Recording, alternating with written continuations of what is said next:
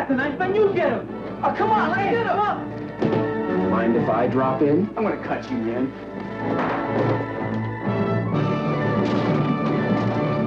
How about that? John Ritter to the rescue as Captain Avenger in the new comedy Hero at Large, one of 5 new movies we'll be reviewing on Sneak Previews. And across the aisle from me is Gene Siskel, film critic of the Chicago Tribune. And this is Roger Ebert, film critic of the Chicago Sun-Times. Now, in addition to Hero at Large, which I liked a lot more than Roger did, we'll be reviewing Cruising, the controversial Al Pacino film about a series of homosexual murders, Ally McGraw in the comedy Just Tell Me What You Want, Farrah Fawcett in the space adventure Saturn III. Now Roger begins with George Siskel, Natalie Wood as the last married couple in America. Sometimes a movie comes along that has such a great idea behind it, such an intriguing title and such an interesting cast that you find yourself really looking forward to it. And The Last Married Couple in America was a movie like that. But who could have guessed that it would turn out to be one of the most dreadful, vulgar movies of the year, a complete mess that's not funny and is also unsavory and depressing. It stars Natalie Wood and George Siskel as a happily married couple whose friends and neighbors are all in the midst of divorces, adulteries, neurotic breakdowns.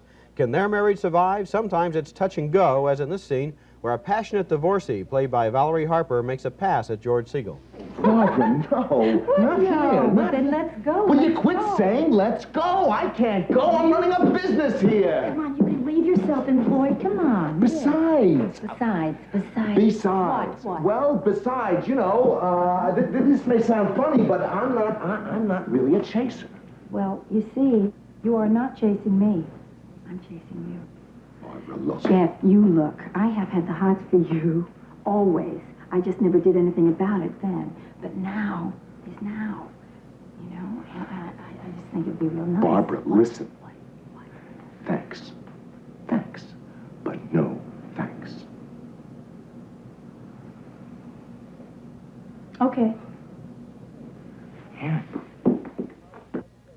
Siskel escapes intact in that scene, but Valerie Harper doesn't take no for an answer, and she eventually does seduce him. And then, wouldn't you know, Natalie Wood finds out her husband has been cheating, and we get one of the movie's many fight scenes. I'm hurt. I'm deeply hurt. I don't give a damn what the new morality says. I'm hurt. I'm not hip enough to say it doesn't matter. It does matter to me. I thought we had something special. I thought you didn't need that. Or if you did, it would be a stranger. It would be discreet. No one would get hurt. No. What am I saying? I don't mean that. The truth is, when it comes to this, I'm a square. I won't have you around with other women. Well, what about you? That was years ago. So what? And you beat the hell out of me. I slapped you once. It was damn hard. Now we're even. No, we're not. That was different. We weren't getting along then. No, we weren't, but still. Anyway, I thought you forgave me about all that. I did, but I gotta use something. And I told you about it. At least I felt guilty. You told me to hurt me. Yes, that was part of it. But I also wanted to get it off my chest. You said nothing. Well, I didn't have a chance. It just happened. Just happened. It was an accident. What? What? Yes, an accident. You sleeping with her was an accident? Yes. Hey, okay. All right, okay. Ow. Oh, okay. Accident. Accident.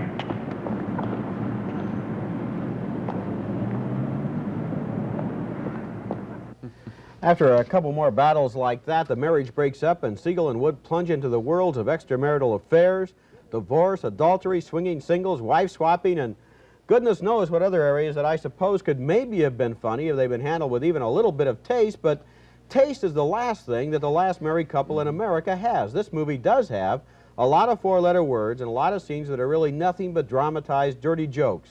The whole movie just leaves a bad taste in your mouth. And yet it starts out so promisingly. You know, 30 minutes into it, we have George Siskel and Natalie Wood, the happy suburban couple, being attacked by all their friends who have been divorced many times. And we think it's going to be a challenging kind of picture about a very topical subject. Then, I don't know, I guess it has to be the script.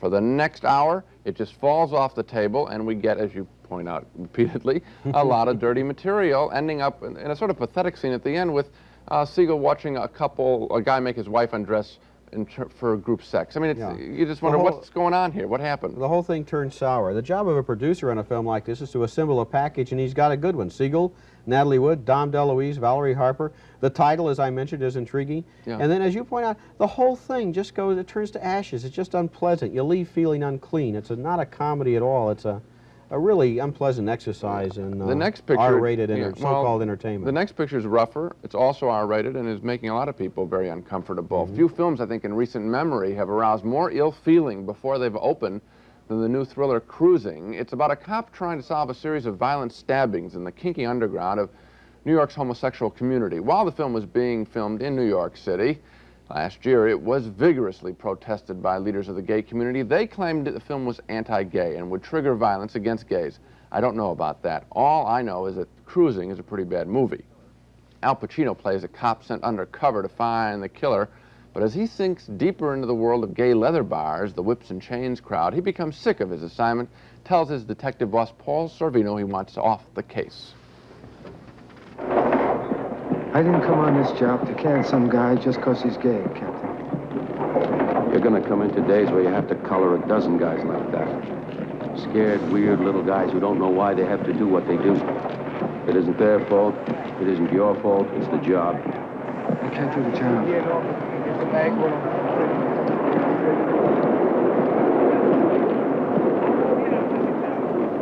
I don't think I can do the job, Captain.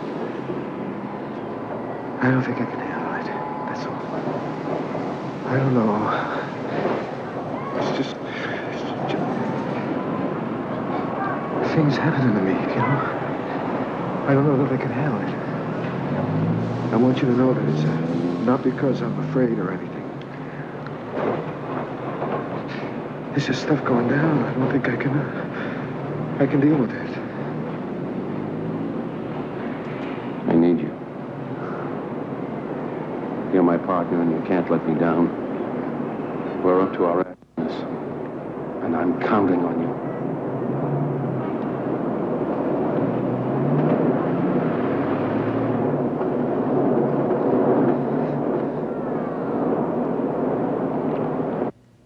Now, the implication of that very vague scene is that maybe Pacino is worried that he's sort of getting attracted to all the violence that's going on, or that he himself might be discovering and fearing that he's gay. But all of this is just implied. There is very, very little that is stated directly in this movie. Believe it or not, what's not stated directly, who the killer is. At the end of the picture, we don't know for sure. Whoever he is nauseatingly portrayed as brutal. I had to look away from the screen twice while a knife was being plunged into a victim's back repeatedly, blood splashing around. It's disgusting. Cruising is needlessly violent, needlessly confusing. It is really not worth all the notoriety it's getting because of the gay protest. I think the key word is confusing. One of the things that we go, when we go to see a thriller, one of the things we expect to know at the end of the thriller is who did it and why. Yeah. In a character study, one of the things we expect to know at the end of the movie is how the character is changed You mean and the why. Pacino character who's investigating? In particular, yes. At the end of Cruising, you got it right on the head. We don't know who did it and why, and we don't know if the Pacino character is changed and why. The end of the movie is so confusing, so baffling, so annoying, it's almost as if it's a total cop-out. They got into this material, they wanted to engage in this controversy, they wanted to show this character confronting these events, and then at the end of the film it's like they draw away from it and walk away from it and don't want to deliver in terms of the premises that they've already set up. The most consistent and well-done material within their own world are those stabbings. That they knew they wanted to do that. It's a very sensationalized picture. I think a bad performance by Pacino. He just stares into the camera soulfully. We're supposed to read in something into his eyes. I don't know what. Another bad performance by him. He's had a lot recently. Regarding the protest, I take this position. You know, what any ethnic group or any religious group or any sexual preference group thinks of a picture, that's their business. Italians, I'm sure, did not like The Godfather. Some Italians. That's their problem. It was a great picture. Some gays won't like this film. That's their problem. It's a lousy picture. We just get paid to review the picture. This one is bad. Okay, so much for Cruising. Next film. Just Tell Me What You Want stars Alan King as an incredibly wealthy, hyper-tense businessman and investor, and Ali MacGraw as a television producer has been his mistress for 15 years. But now he's cheating on her, and finally she gets fed up with him. In one of the movie's best scenes, MacGraw tracks down King in a Manhattan department store and really lets him have it.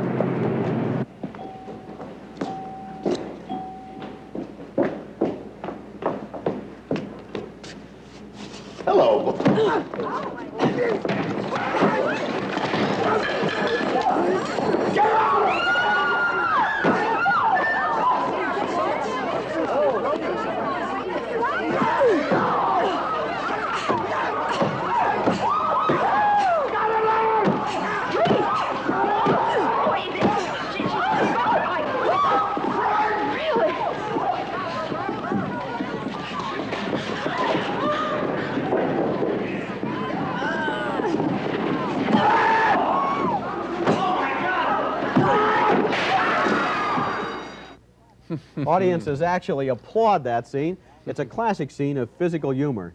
What happens next is that Ali MacGraw tries to live her own life. She moves out to the West Coast, she goes into the movie business, she gets married, and basically, though, she still loves Alan King. And when King has a heart attack, she goes to visit him in the hospital, even though she knows he has another girlfriend.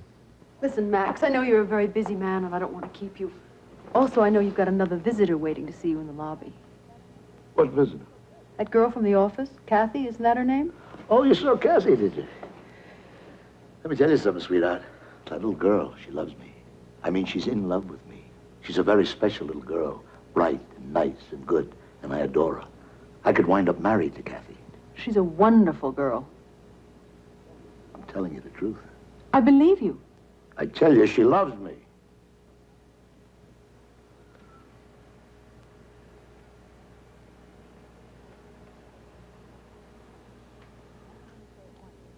I'm going to tell you something, Max, and I'm only going to say it once, so you better listen carefully.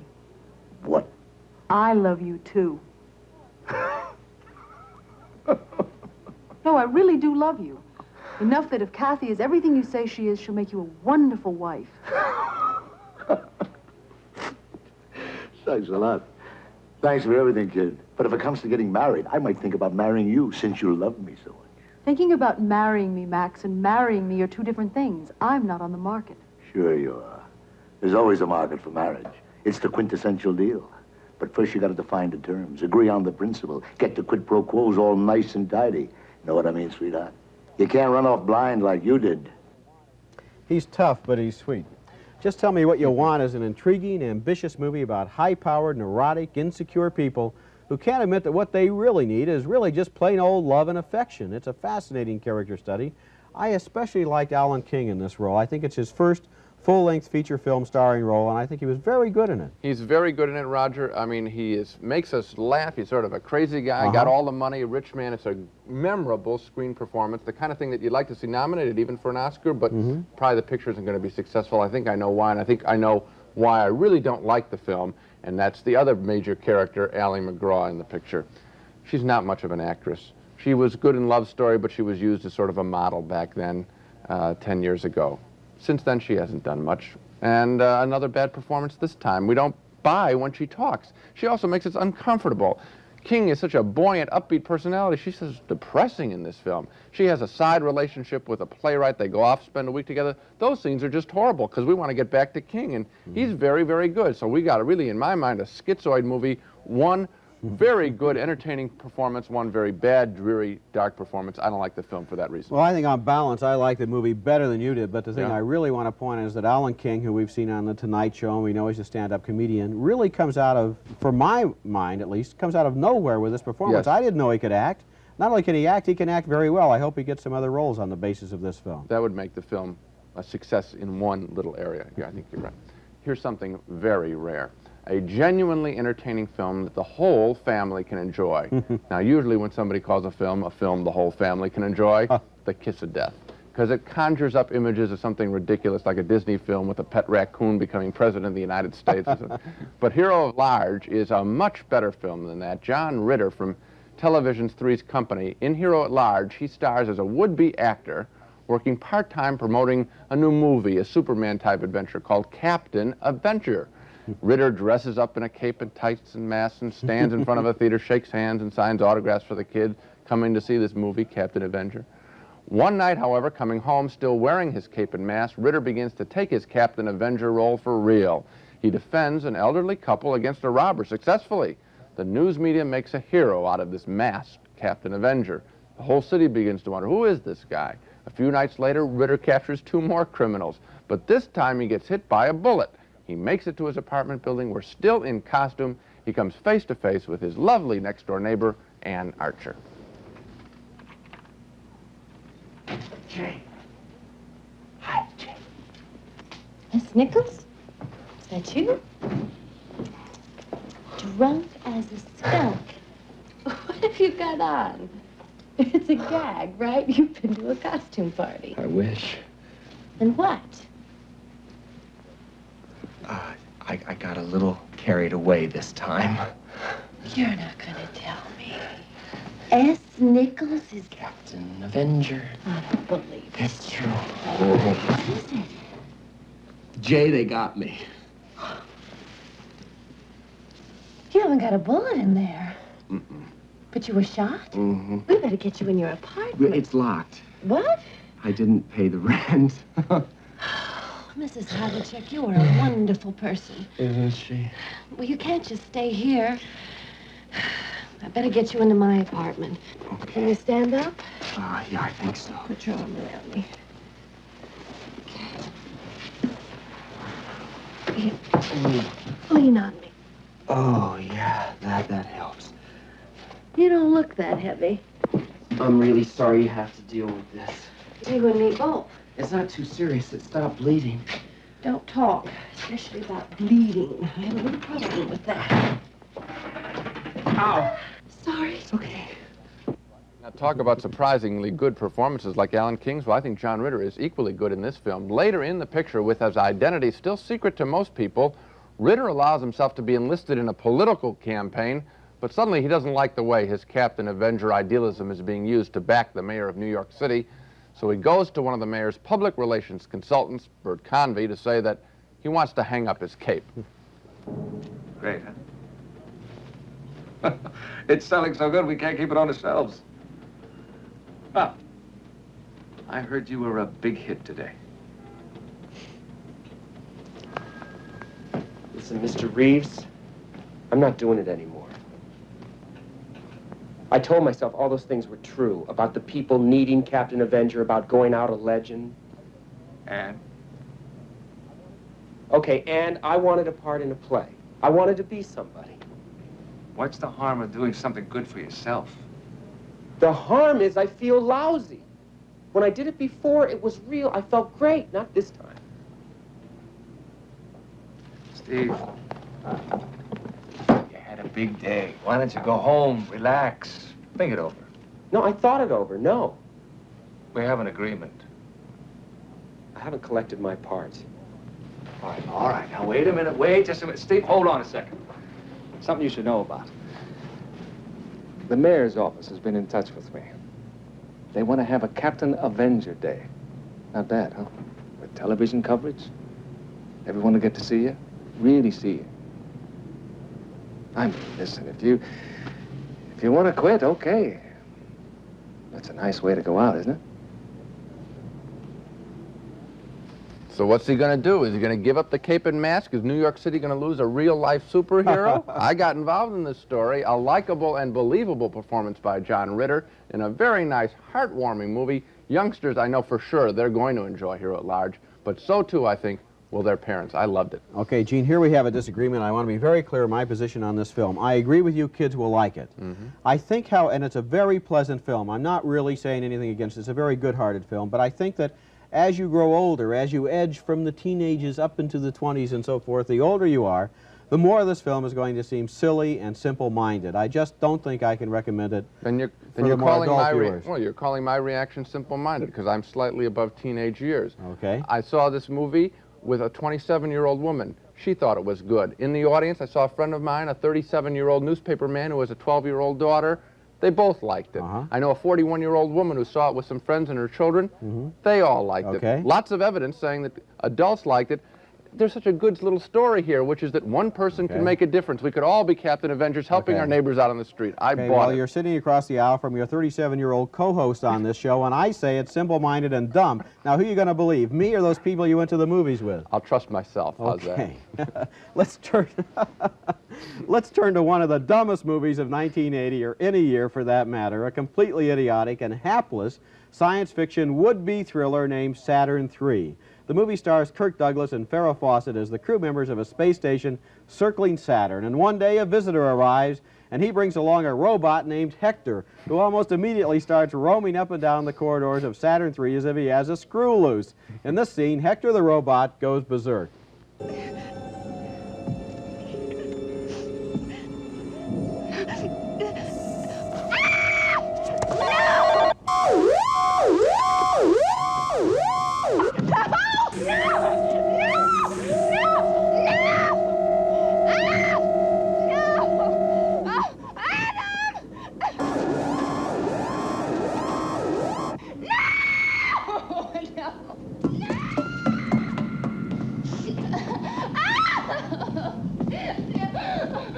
Hector, put her down. Let her go. Conform. Hector, he'll do what you say. Alex, you ask him. Hector, please put me down.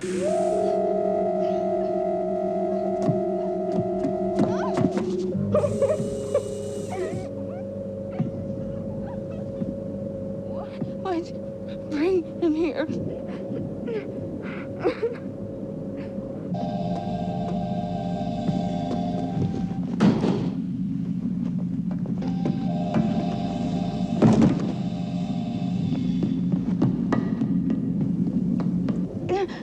Did you teach him to kill?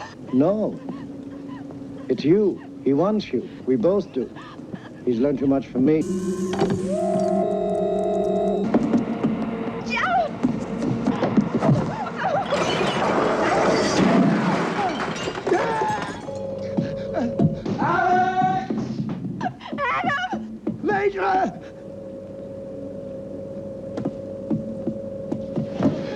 What happened? Major, help me. Major. Let the robot have him. That's Harvey Keitel as the bad guy. He wants Farrah Fawcett for himself instead of letting her go with Kirk Douglas. Love triangle beyond the stars. I can't tell you how ridiculous this film is, and I also cannot resist describing how they try to get rid of Hector. Remember in those old Tarzan movies how they dig a hole in the jungle and they put stakes at the bottom of it, covered up with leaves so the elephant would come along the path and fall through? Well, in Saturn III, they do the same thing. They tear up the floor of the space station, they cover over the hole with flimsy material so that Hector will fall through into a freezing pool of chemicals. And this is one of Farrah Fawcett's big scenes. She stands seductively on the other side of the trap trying to lure Hector to his doom. She says, "Come on, Hector, come on." Just like in the Tarzan movies, you Hector, me Farrah. Yeah, it's a very, very bad film. There's really no story there, just a bunch of people chasing each other, running. Farrah Fawcett, oh no, oh no. It's like the Mr. Bill show, you know, I mean, it's just really stupid. I mean, I don't know what, you know, the only thing that we wait for in this picture is for her to drop the towel that she's wearing around her shoulder. She does it once, big deal. It's not worth the price of admission.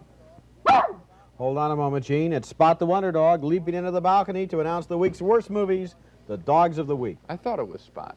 My Dog of the Week is yet another karate film, A Force of One, which wants to be an anti-drug adventure story, but it serves up that same old chop sake.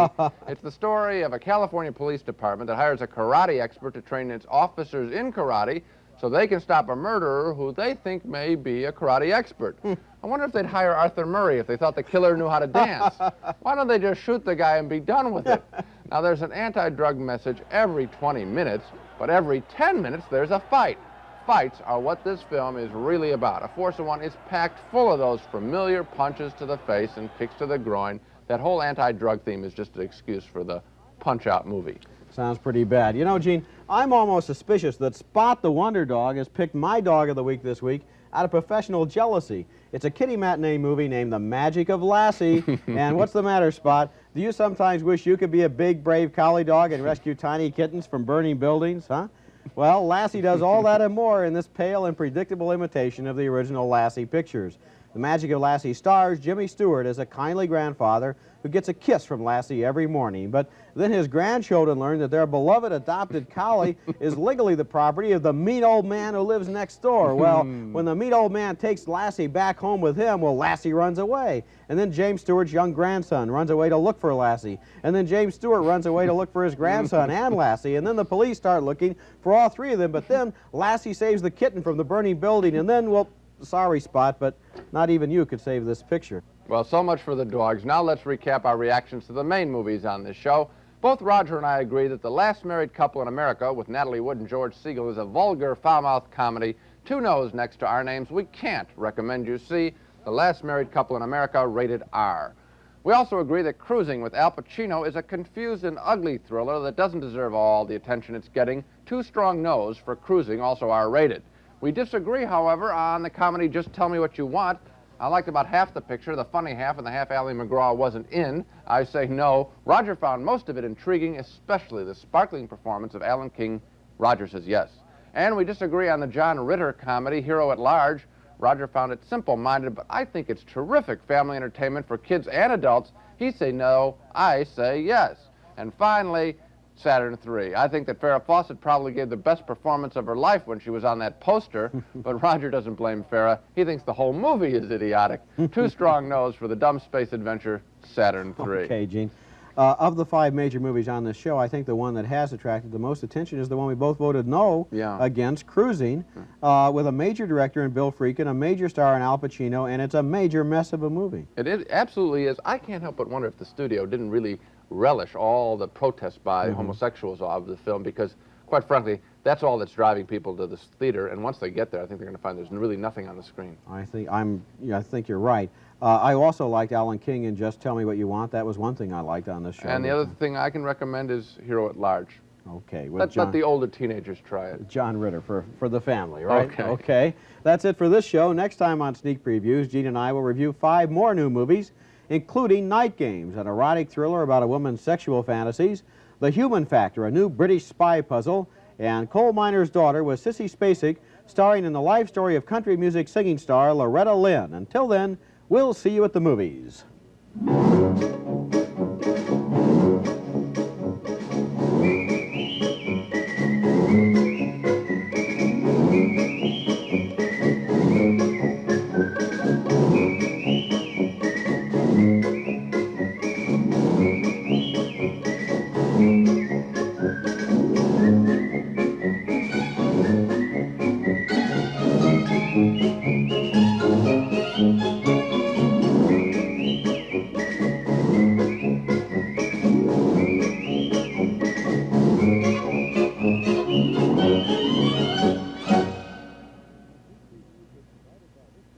Funding for Sneak Previews was provided by this station and by other public television stations.